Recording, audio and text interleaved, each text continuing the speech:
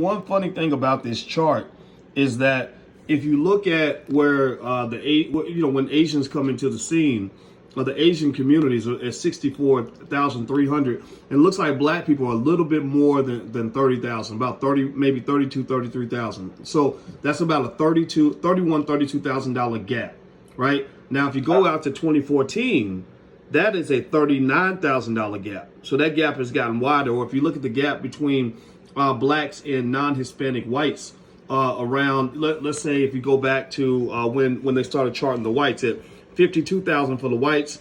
At that time, let's say that we're sitting at 30,000 for just for comparison's sake. Right. So 52 minus 30 is 22,000. So that gap is a $22,000 gap.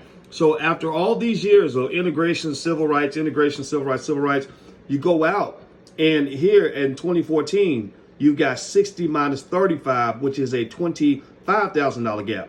So the gap has widened against us and between us and almost every other group.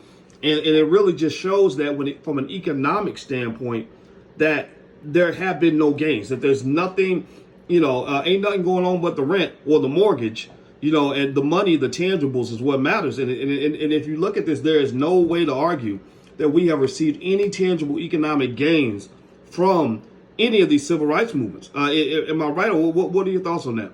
You're right on the money. But see, then the question that follows the question that you're raising is that why here the Democrats the blacks make up almost 38 to 40% of the Democrats.